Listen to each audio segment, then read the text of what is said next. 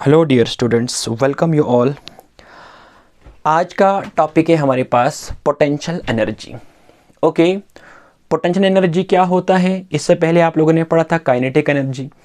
तो kinetic energy क्या होता है? ये एक ऐसी एनर्जी होती है जो उन बॉडीज़ के अंदर पाई जाती है जो बॉडीज़ मोशन में होते हैं या जो ऑब्जेक्ट मोशन में होते हैं। तो पोटेंशियल एनर्जी किन में होती है? तो याद रखना इस चीज़ को। देखो, ये दो शब्द हैं, एक होता है पोटेंशियल एनर्जी, एक होता है ग्रेविटेशनल पोटेंशियल एनर्जी। तो फिलहाल हम बात करते हैं किसकी? पोटेंशियल एनर्जी की बात करते हैं। उसके बाद हम बात करते हैं किसकी? ग्रेविटेशनल पोटेंशियल एनर्जी की।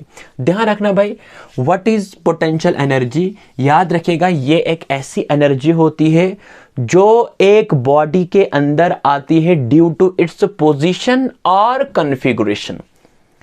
पोजीशन की वजह से या अपने शेप की वजह से जो एनर्जी किसी बॉडी के अंदर होती है उसे हम लोग कहते हैं कौन सी एनर्जी? Potential energy. जिस तरह से आप लोगों ने क्या किया, आप लोग गुलेल खेलते हैं, शाबाश, क्या खेलते हैं? गुलेल खेलते हैं। तो आप लोग जब उस गुलेल को, रबर को स्ट्रेच करते हो इस तरह से, तो उसके बाद ये टारगेट कहाँ जाता है? आगे जाता है। तो जब आपने उस गुलेल की, रबर जो होता है उस गुलेल में, उस रबर की शेप को जब आपने चेंज किया तो तब जाके टारगेट कहाँ गया? आगे। तो उस शेप चेंज होने के कारण उसके अंदर कौन सी एनर्जी आ चुकी है? Potential energy. या आप लोग देखते हो, आप अपनी जो बच्चों की गाड़ी होती है ना, उसको जब आप चाबी लगाते हो, जितनी हम चाबी को टाइट करते हैं फिर उसके बाद गाड़ी कहाँ जाती है? आगे। तो वो किस एनर्जी के कारण आगे गई?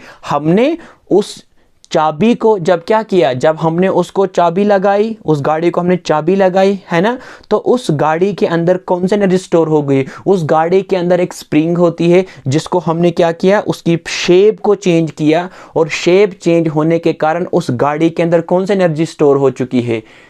बताओ, पोटेंशियल एनर्जी। और उसी पोटेंशियल एनर्जी की वजह से गाड़ी क्या गई? मोशन में। तो वही पोटेंशियल एनर्जी जो उसको स्टोर हो रही थी वो फिर कन्वर्ट किस में हो चुकी है? काइनेटिक एनर्जी में। बात आई समझ? फिर उसके बाद गाड़ी कहाँ चली गई? आगे चली गई। बात आई समझ? तो याद रखना, पोटेंशियल एनर्जी एक ऐसी एनर्जी होती है जो एक बॉडी के अंदर आ जाती है अपनी पोजीशन की वजह से या अपनी शेप की वजह से। ओके, जैसे बैलून आपने लिया, तो बैलून के अंदर आपने हवा भरी, तो बैलून का शेप क्या हो गया है? चेंज।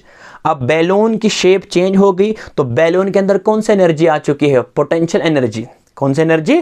Potential energy. और इस बात को याद रखना, जो गैस उसके अंदर है उसकी पोजीशन कहां पर है? उस गैस की, जो हवा उसके अंदर है ना, उसकी पोजीशन कहां है? Inside the balloon.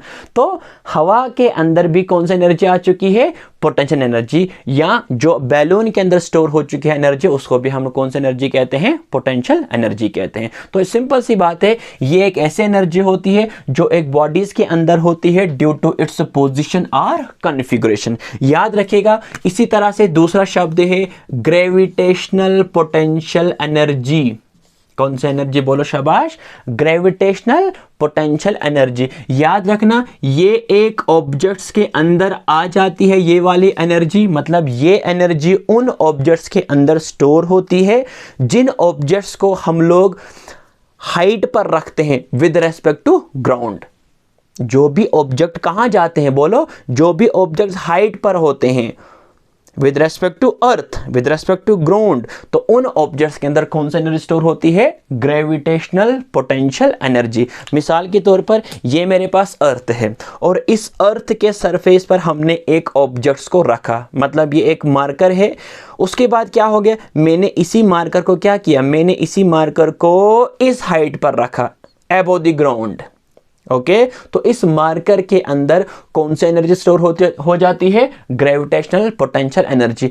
आप अपने किचन में बैठे हो तो आपने किचन में कप उठाया और कहां पर रखा? शेल्फ पे रखा। तो शेल्फ पर जो आपने कप रखा ना, वो कप कहाँ है? हाइट पर है, अबव द ग्राउंड है ना। तो उस कप के अंदर कौन सी एनर्जी स्टोर हो चुकी है? Gravitational potential energy. तो चलो अब हम निकालेंगे, इसका थोड़ा सा डेरिवेशन भी होता है। इमेजिन करो कि हमारे पास ये कोई अर्थ की सरफेस है और इसी अर्थ की सरफेस पर हमने क्या रखा? हमने एक ऑब्जेक्ट रखा इस तरह से, जिस ऑब्जेक्ट का मास कितना है? शाबाश, जिस ऑब्जेक्ट का मास कितना है? m। ध्यान रखना, हमने एक अर्थ लिया, मतलब एक सरफेस लिया, जिस सरफेस पर हमने क्या रखा, एक ऑब्जेक्ट रखा जिसका मास कितना है m। अब आप मुझे बताओ, अगर हम किसी ऑब्जेक्ट्स को रखते हैं ऑन द अर्थ, तो बताओ मुझे क्या ये ऑब्जेक्ट इस अर्थ पर कुछ फोर्स लगा रहा है या अर्थ इस पर कुछ फोर्स लगा रहे? सुनो इधर, जो ही हमने यहां पर रखा ना ऑब्जेक्ट इस सरफेस पर, तो अर्थ इस ऑब्जेक्ट को नीचे की तरफ एक फोर्स लगाती है, जिस फोर्स को हम लोग कहते हैं वेट। क्या बोलते हैं? वेट। और वो वेट कितना लगता है? आपने क्लास 9th में पढ़ा है, वेट लगता है कितना इसको? mg। बताओ m क्या है? m है इसका मास और g क्या है? एक्सेलरेशन ड्यू टू ग्रेविटी, मतलब नीचे की तरफ एक फोर्स लगती है। अब अगर मुझे देखो, मैंने मार्कर रखा यहां पर, बताओ मार्कर को ये अर्थ समझो, ये अर्थ है, तो ये इस मार्कर को अर्थ नीचे की तरफ कौन सी फोर्स लगाती है? आप कहेगा वेट, और वो वेट कितना लगता है? mg। अब मिसाल के तौर पर इमेजिन करो कि अर्थ इस पर क्या लगा रही है? वेट लगा रही है। लेकिन अब मुझे बताओ कि अगर मुझे इसी ऑब्जेक्ट को कहां उठाना होगा? शाबाश, ऊपर लेना होगा। तो बताओ मुझे कितनी फोर्स लगानी ऊपर उठाने के लिए इस ऑब्जेक्ट को? बताओ शाबाश। मिसाल के तौर पर ये रहा हमारे पास कोई ऑब्जेक्ट, अगर ये नीचे की तरफ इसको अर्थ खींच रही है 10 न्यूटन फोर्स से, समझना यहां पर, अगर ये हमारे पास कोई ऑब्जेक्ट है इस तरह से, अगर अर्थ इसको नीचे की तरफ कितना वेट लगा रही है? 10 न्यूटन। तो बताओ मुझे इस ऑब्जेक्ट को ऊपर उठाने के लिए कितनी फोर्स लगानी पड़ेगी? ये मार्कर है, इसको नीचे की तरफ कितना फोर्स लग रहा है? 10 न्यूटन। मुझे ऊपर उठाने के लिए कितनी लगानी पड़ेगी? 9? नो, 9 तो कम पड़ेगी, मुझे या तो 10 लगानी पड़ेगी या तो 10 से ज्यादा लगानी पड़ेगी। बात आई समझ? तो इस बात को नोट रखिएगा, अगर हमें कोई चीज ऊपर उठानी होती है ना अर्थ की सरफेस से, तो हमें उसको कितनी फोर्स लगानी पड़ेगी? जितना उसको नीचे की तरफ फोर्स लगती है, या तो उसके बराबर या तो उसके ज्यादा। नीचे की तरफ कितनी फोर्स लगती है इसको? mg। अब मुझे ऊपर उठाने के लिए कितनी फोर्स लगानी पड़ेगी? मिसाल के तौर पर मैंने इसको यहां पे रखना है, तो मैं क्या करूंगा, कम से कम मुझे इतनी ही फोर्स लगानी पड़ेगी जितना इसको अर्थ नीचे की तरफ फोर्स लगा रही है। तो मैंने भी इसको फोर्स लगाकर कहां लिया? ऊपर लिया। और जो ही मैंने इसको ऊपर लिया और रख दिया कहां पर? यहां पे रख दिया। और बताओ मुझे मैंने कितनी हाइट पर इसको लिया? मैंने कहा मैंने इसको h हाइट पर लिया। कितनी हाइट पर लिया? h हाइट पर। तो शाबाश, ये पहले ऑब्जेक्ट यहां पर था जिसका मास कितना था? m। अब मैंने इसको कहां लिया? ऊपर लिया। और कहां तक रखा? इस पोजीशन पर रखा। और कितनी हाइट दे दी मैंने इसको? यहां से लेकर यहां तक h हाइट दे दी। तो मैंने क्या किया? मैंने फोर्स लगाकर इसको क्या किया? डिस्प्लेस किया। तो क्या मैंने वर्क डन किया? आप कहोगे सर आपने वर्क डन किया, क्यों? क्योंकि मैंने फोर्स भी लगाई और क्या किया? डिस्प्लेस किया। तो मैंने यहां पर क्या किया? Work done is equal to f dot s. तो बताओ मुझे मैंने इसको कितनी फोर्स लगाई ऊपर के लिए? जितना इसको कहां की तरफ लगती है? नीचे की तरफ फोर्स लगती है। तो क्यों ना मैं एफ की जगह क्या लिखूंगा? मैं mg। और एस क्या है? S displacement. तो बताओ मुझे डिस्प्लेस कितना किया मैंने इसको ऊपर की तरफ? आपने कहा सर डिस्प्लेस मैंने इसको किया h। तो ये मैंने वर्क डन किया W is equal to mgh। और मुझे बताओ अब, जब मैंने इसी ऑब्जेक्ट को यहां से कहां लिया? ऊपर लिया। तो बताओ मैंने इस मार्कर को यहां से यहां रखा, तो मैंने क्या किया? वर्क डन किया।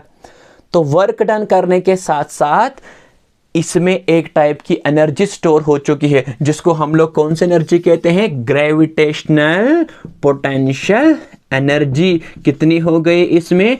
mgh। इस बात को नोट रखेगा। देखो, ग्रेविटेशनल पोटेंशियल एनर्जी सिर्फ उन बॉडीज के अंदर होती है जो बॉडीज कहां होते हैं? Above the surface of the earth. अब देखो, मैंने ऊपर लिया ऑब्जेक्ट, कितनी हाइट पर लिया मैंने? h हाइट पर लिया मैंने। इमेजिन करो कि हम इसको फिर से वापस ला रहे हैं, h हाइट पर रखा ना मैंने इसको, कितनी हाइट पर? h हाइट पर। अब अगर मैं इसको फिर से वापस लाऊंगा अपनी जगह पर, बताओ h कितना हो गया? 0। मैंने उसको कितना ऊपर लिया? h। वापस लाओ, h कितना हो गया? 0, क्योंकि जो हाइट हमने दी उसको फिर वापस लाया। बताओ h कितना हो गया? तो अगर हम फिर से इस ऑब्जेक्ट को कहां लाएंगे? On the surface of the earth लाएंगे, तो h हो गया 0, H क्या हो गया 0। तो बोलो फिर on the surface of the earth gravitational potential energy कितनी हो जाएगी ऑब्जेक्ट्स की 0। इसका मतलब आपने समझा, जो भी object on the surface of the earth होते हैं, या आपको एमसीक्यूज पूछ सकते हैं, जो भी object on the surface of the earth होते हैं उनमें कितनी होती है ग्रेविटेशनल पोटेंशियल एनर्जी, आप कहेगा 0। क्यों? क्योंकि H क्या है उसमें 0 है। तो जो भी ऑब्जेक्ट्स कहाँ जाते हैं, हाइट पर जाते हैं above the surface of the earth, उनके अंदर एनर्जी होती है जिसका नाम है कौन सी एनर्जी, ग्रेविटेशनल पोटेंशियल एनर्जी।